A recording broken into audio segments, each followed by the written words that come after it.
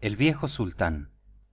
Un agricultor, una vez, tenía un perro muy fiel llamado Sultán, que había envejecido y perdido todos sus dientes, de modo que ya no podía sostener nada firmemente.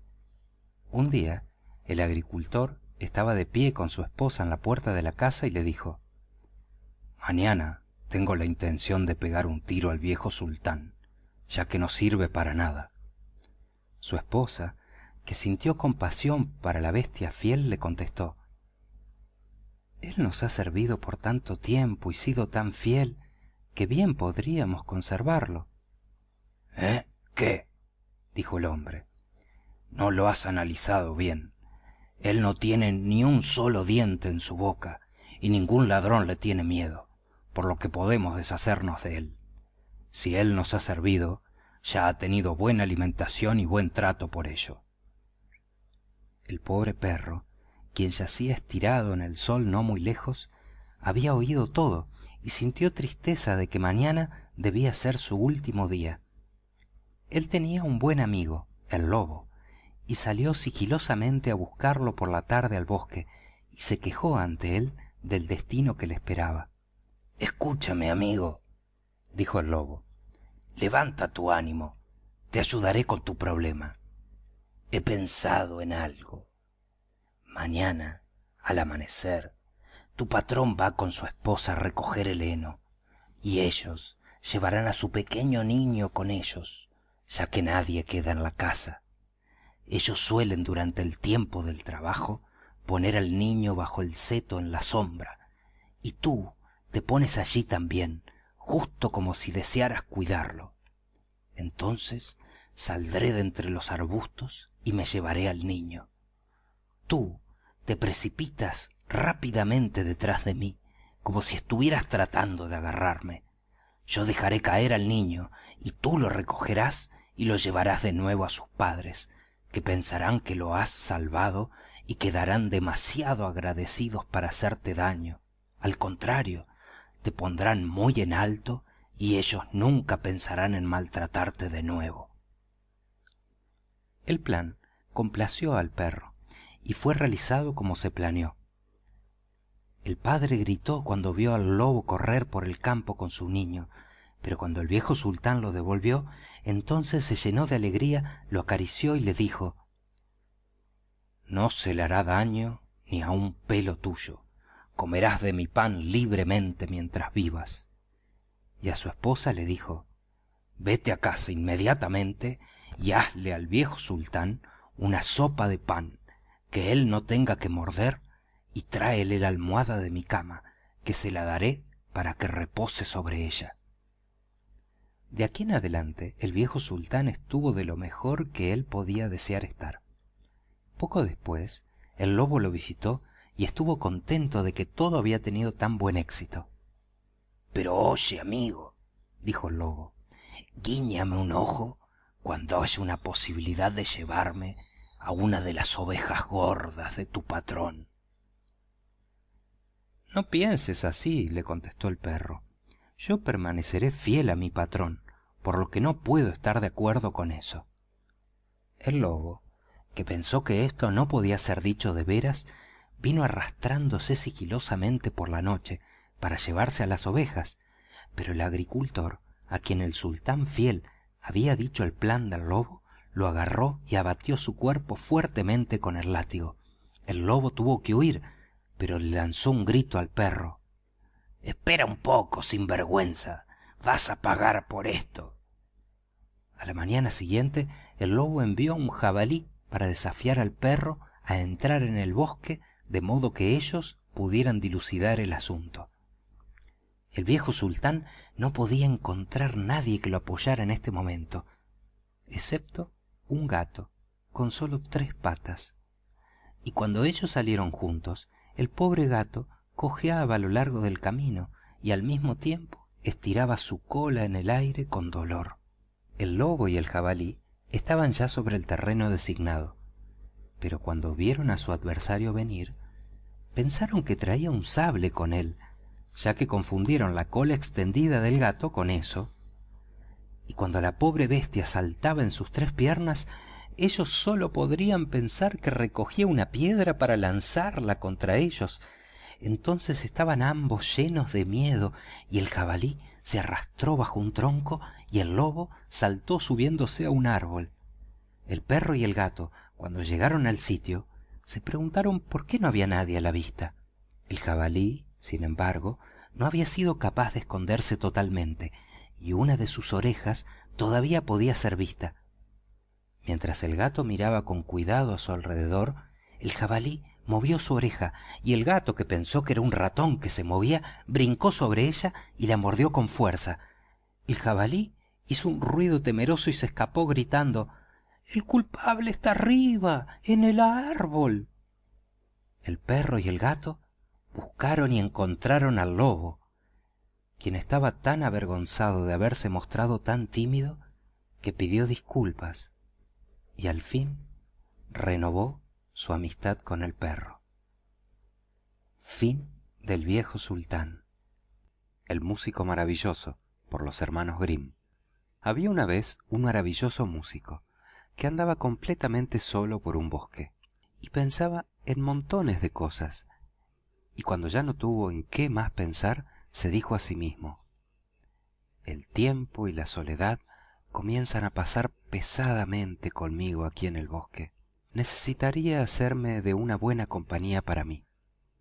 Entonces tomó su violín de su espalda y lo empezó a tocar, de modo que resonara por entre los árboles.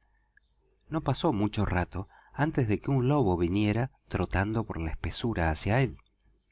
«¡Ay! Aquí viene un lobo. Él no es de mi complacencia», se dijo el músico. Pero el lobo vino más cerca y le dijo: «¡Ay, mi querido músico! ¡Qué maravillosamente tocas! Me gustaría aprender a hacerlo yo también». «Oh, eso se aprende muy rápido», contestó el músico. «Solamente debes hacer todo lo que yo te pida». «Ah, músico», dijo el lobo, «te obedeceré como un alumno obedece a su maestro». El músico le pidió que lo siguiera, y cuando ya habían caminado parte del camino juntos, llegaron a un viejo roble que estaba hueco por dentro y partido al medio. «Mira», dijo el músico, «si vas a aprender a tocar el violín, pon las patas delanteras en esta grieta». El lobo obedeció, pero el músico rápidamente recogió una piedra y con un rápido golpe le acuñó las dos patas tan firmemente que el lobo quedó obligado a quedarse allí preso. «Y permanece aquí hasta que yo vuelva», dijo el músico, y se alejó por el camino. Al cabo de un rato, otra vez se dijo él mismo: «El tiempo y la soledad comienzan a pasar pesadamente conmigo aquí en el bosque. Atraeré aquí a otro compañero». Y tomó de nuevo su violín y otra vez lo tocó en el bosque. Y no pasó mucho tiempo antes de que un zorro viniera caminando entre los árboles hacia él. «¡Ay, está llegando un zorro!», dijo el músico, «pero tampoco lo deseo de compañero». El zorro se le acercó y le dijo: «¡Ay, mi querido músico! ¿En qué forma maravillosa tocas ese violín? A mí me gustaría aprender a hacerlo también». «Bueno, eso se aprende muy rápido», contestó el músico. «Solamente debes hacer todo lo que yo te pida». «Ah, músico», dijo el zorro, «te obedeceré como un alumno obedece a su maestro». «Sígueme», dijo el músico. Y cuando ya habían andado una parte del camino, llegaron a un angosto sendero con arbustos altos a ambos lados. Allí el músico se paró, y de un lado inclinó un joven arbusto color de avellana hacia la tierra, y lo sostuvo, poniéndole su pie encima. Y del otro lado también inclinó a otro árbol joven y dijo: «Ahora, zorrito, si vas a aprender a tocar el violín, dame la pata izquierda delantera». El zorro obedeció y el músico sujetó su pata a la rama izquierda. «Y ahora, zorrito», dijo el músico, «me alcanzas tu pata derecha». Y la ató a la rama derecha. Cuando el músico había examinado que ambas patas del zorro estaban bien sujetas, soltó las ramas de sus pies y los arbustos se enderezaron de nuevo, dejando al pobre zorro suspendido en el aire. Espera aquí hasta que yo vuelva otra vez, dijo el músico y siguió su camino. Al cabo de un rato, otra vez se dijo él mismo: el tiempo y la soledad comienzan a pasar pesadamente conmigo aquí en el bosque. Así que atraeré aquí a otro compañero. Y tomó su violín y otra vez lo tocó en el bosque. Entonces una pequeña liebre vino saltando hacia él. ¿Por qué viene una liebre?, dijo el músico. No la quiero. ¡Ay, querido músico! ¡Qué manera tan maravillosa de tocar ese violín! Me gustaría aprender a hacerlo yo también, le dijo la liebre. Oh, eso se aprende muy rápido, le contestó el músico. Solamente debes hacer todo lo que yo te pida. Ah, músico, respondió la liebre, te obedeceré como un alumno obedece a su maestro. Sígueme, le dijo el músico. Y así siguieron una parte del camino juntos, hasta que llegaron a un espacio abierto en el bosque, donde había un árbol de álamo. El músico ató una cuerda muy larga alrededor del cuello de la pequeña liebre y el otro final lo sujetó al árbol.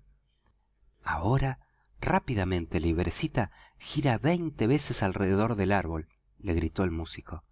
La pequeña liebre obedeció, y cuando ya había girado las 20 veces, la cuerda se había enroscado totalmente alrededor del tronco del árbol, y la pequeña liebre quedó atrapada, y la dejó que se moviera lo que quisiera, pero eso solo hizo que se le maltratara su sensible cuello. Espérame aquí hasta que yo vuelva, dijo el músico, y se fue por el camino. El lobo, mientras tanto, había empujado, tirado y mordido la piedra, y había trabajado con tanto empeño y por tanto tiempo que logró poner sus pies en libertad y los sacó de la hendidura del tronco. Lleno de cólera y rabia, se apresuró a ir detrás del músico para tratar de despedazarlo. Cuando el zorro vio al lobo correr, comenzó a lamentarse y gritó con todas sus fuerzas: «¡Lobo, hermano! ¡Ven en mi ayuda, que el músico me ha engañado!». El lobo dobló hacia abajo el pequeño árbol y mordió la cuerda, liberando así al zorro, quien fue con él para tomar parte en la venganza contra el músico. Enseguida encontraron a la liebre atada, a quien igualmente ellos liberaron, y luego todos juntos fueron a buscar al traidor. El músico, mientras tanto, había tocado una vez más su violín, más adelante en el camino, y esta vez había sido más afortunado. El sonido alcanzó los oídos de un pobre leñador, que al instante, sin pensarlo dos veces, dejó su trabajo y vino con su hacha bajo el brazo para escuchar la música. «Por fin viene el compañero adecuado», dijo el músico, «ya que yo buscaba a un ser humano y no a una bestia salvaje». Y él comenzó a tocar tan maravillosamente y deliciosamente que el pobre hombre estuvo de pie allí como encantado, y su corazón saltaba de alegría. Y mientras él estaba así de pie, el lobo, el zorro y la liebre llegaron, y él vio muy bien que ellos traían alguna mala intención. Entonces levantó su hacha brillante y se colocó delante del músico como queriendo decir: «A quien quiera que busque tocarlo, le advierto, tendrá que vérselas conmigo». Entonces las bestias se aterrorizaron y retrocedieron corriendo hacia el bosque. El músico, sin embargo, tocó una vez más el violín en agradecimiento al hombre y luego siguió adelante su camino. Fin del músico maravilloso. La novia clara y la oscura, por los hermanos Grimm. Una mujer estaba con su hija y su hijastra cortando el forraje en un terreno, cuando el Señor Dios se les acercó en la forma de un hombre pobre y les preguntó cuál era el camino hacia el pueblo. «Ah, si usted quiere saber», le dijo groseramente la madre, «búsquelo usted mismo». Y la hija añadió: «Si usted teme no encontrarlo, busque un guía que lo lleve». Pero en cambio la hijastra le dijo: «No, pobre hombre, venga conmigo, yo lo llevaré». Entonces Dios se molestó tanto con la madre y la hija que les volvió la espalda y ordenó que su piel se les pusiera tan oscura como la noche, y además que tomaran una horrible apariencia. Con respecto a la hijastra, sin embargo, Dios fue muy cortés y siguió con ella, y cuando estaban cerca del pueblo, le ofreció una bendición para ella y dijo: elige 3 cosas para ti y te las concederé. Entonces la doncella dijo: ay, me gustaría ser tan hermosa y clara como el sol y agradable como el día. Y al instante ella quedó hermosa y clara como el sol y agradable como el día. Luego me gustaría tener un monedero de dinero que nunca se quede vacío. Y el Señor se lo concedió también, y además le dijo: y no te olvides del tercer deseo, que es el mejor de todos. Y dijo ella: para mi tercer deseo quiero que después de mi muerte habite en el reino eterno del cielo. Esto también le fue concedido, y luego el Señor Dios se retiró. Cuando la madrastra volvió a la casa con su hija y vieron que ellas dos ahora estaban tan oscuras como la noche y con sus apariencias tan pero tan feas, y en cambio la hijastra tenía una radiante claridad y hermosura, la maldad aumentó todavía más en sus corazones y no pensaron en nada más sino en cómo podrían ellas hacerle algún daño. La hijastra tenía un hermano llamado Reginer, a quien ella quería mucho, mucho, y ella le contó todo lo que había pasado. Un día Reginer le dijo: querida hermana, haré un retrato tuyo para poder tenerte continuamente ante mis ojos, ya que mi fraternal amor por ti es tan grande que me gustaría siempre poder mirarte. Y ella contestó: bueno, pero te pido por favor que no dejes a nadie ver ese cuadro.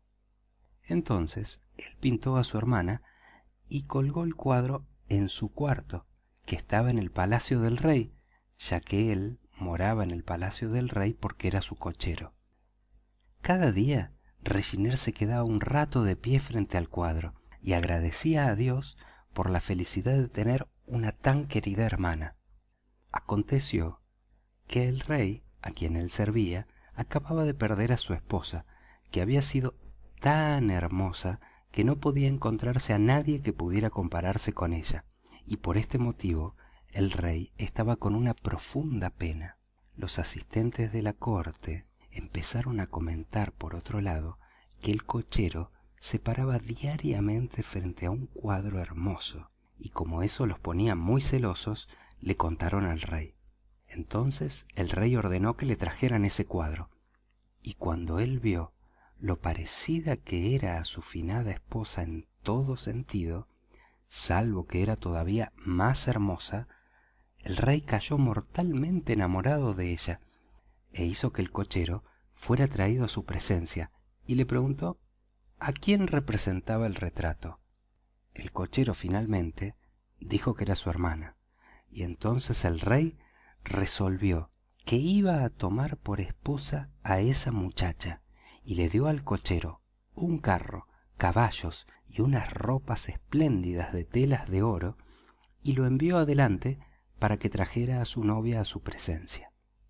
Cuando Reginer llegó en esa diligencia, la hermana se alegró, pero la doncella oscura se puso tan celosa de la fortuna de su hermanastra que se enojó tanto, tanto, sin control alguno, y le dijo a su madre: ¿de qué sirven todas tus artes para nosotras si no puedes conseguir ni siquiera un golpe de suerte para mí?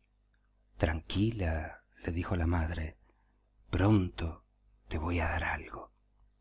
Y por sus artes de brujería, ella nubló los ojos del cochero, dejándolo medio ciego, y a la doncella blanca le obstaculizó los oídos, de modo que quedara medio sorda.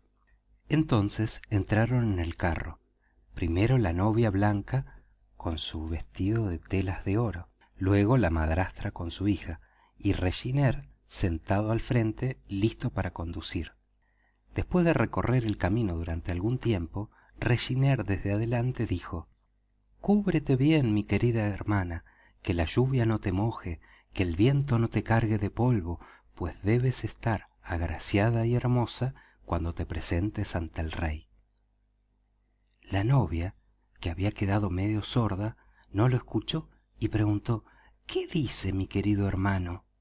«Ah», le dijo la anciana gritándole al oído, «él dice que debes quitarte tu vestido de oro y dárselo a tu hermana». Entonces ella se lo quitó y lo puso sobre la doncella oscura, quien a cambio le dio su lamentable vestido gris. Siguieron adelante y un corto tiempo después Reginer otra vez dijo: «Cúbrete bien, mi querida hermana, que la lluvia no te moje, que el viento no te cargue de polvo, pues debes estar agraciada y hermosa cuando te presentes ante el rey». Y la novia preguntó de nuevo: «¿Qué dice mi querido hermano?». «Ah», le dijo la anciana, «él dice que debes quitarte la capucha de oro y dársela a tu hermana». Entonces ella se quitó la capucha y la puso sobre su hermana, y se sentó con su cabeza descubierta. Y siguieron todavía más lejos, y al rato el hermano otra vez dijo: «Cúbrete bien, mi querida hermana, que la lluvia no te moje, que el viento no te cargue de polvo, pues debes estar agraciada y hermosa cuando te presentes ante el rey». Y la novia preguntó de nuevo: «¿Qué dice mi querido hermano?».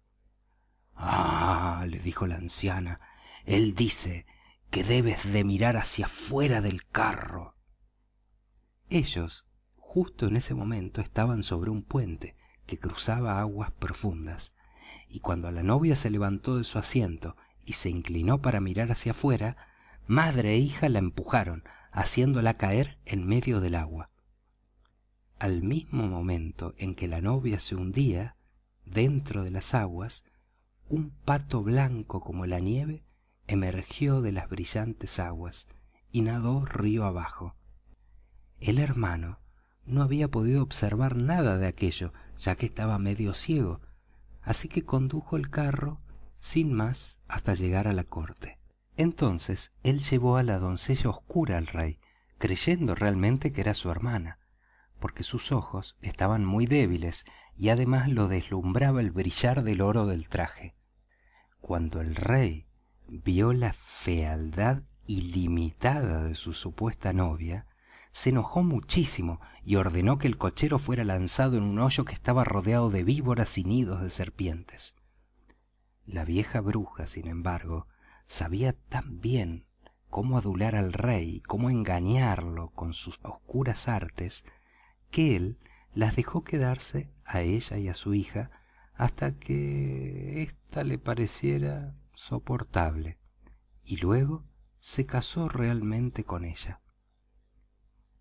Una tarde, cuando la novia oscura estaba sentada junto al rey, un pato blanco vino nadando por el canal hasta la cocina, y al muchacho a cargo de la cocina le dijo: «Joven, por favor, enciende un fuego para que pueda calentar mis plumas». El muchacho de la cocina lo hizo y encendió un fuego en el hogar. Entonces vino el pato y se sentó allí cerca, se sacudió, se alisó las plumas finamente, y mientras el pato estaba sentado y disfrutando del momento, le preguntó al muchacho: «¿Qué hace mi hermano Reginer?». El muchacho de la cocina contestó: «¿Reginer? Él está encarcelado en un hoyo que está rodeado de víboras y serpientes». Entonces el pato preguntó: «¿Y qué hace la bruja oscura en la casa?». Y el muchacho contestó: «Ella es amada por el rey y está feliz». «Que Dios se apiade de él», dijo el pato, y salió nadando por el fregadero. A la segunda y tercera noche vino de nuevo el pato e hizo las mismas preguntas. Entonces el muchacho de la cocina ya no pudo soportar más aquello y fue a donde estaba el rey y le contó todo lo sucedido. El rey no le creyó y quiso verlo por él mismo, y a la tarde siguiente fue a la cocina, y cuando el pato sacó su cabeza por el fregadero, él tomó su espada y le cortó el cuello, y de repente el pato se transformó en la doncella más hermosa nunca vista antes, exactamente como se veía en la pintura que el hermano había hecho de ella. El rey se llenó de alegría y como estaba de pie completamente mojada, él hizo que le fuera traída indumentaria espléndida y que fuera vestida con ella. Entonces la joven contó cómo había sido engañada con astucia y falsedad por su madrastra y por fin cómo fue lanzada abajo del agua al pasar por el puente. Lo primero que le pidió al rey fue que deberían sacar a su hermano del hoyo rodeado de serpientes, y cuando el rey le concedió esta petición, él entró en la cámara donde estaba la vieja bruja y le preguntó a la bruja: ¿qué se merecería quien ha hecho esto y aquello? Y le relató todos los hechos como habían sucedido. Ella, tan ciega en su mente y la crueldad tan enraizada en su corazón, no fue consciente de que todo aquello era lo que había pasado y le dijo: esa persona merece ser desnudada completamente, puesta en un barril con clavos, y que un caballo sea enjaezado al barril y que el caballo sea enviado a correr por todo el mundo. Ese castigo pudo haberles sido hecho a ella y a su hija oscura, pero como el rey no tenía tanta crueldad, en su lugar le fue dada una bebida para que olvidaran todas sus malas artes, y fue expulsada para siempre del reino, y la condenaron a tener que trabajar muy duramente para ganarse su vida en adelante. El rey se casó con la novia clara y hermosa, y recompensó a su hermano fiel Reginer, y lo hizo un hombre rico y distinguido. Fin de La novia clara y la oscura.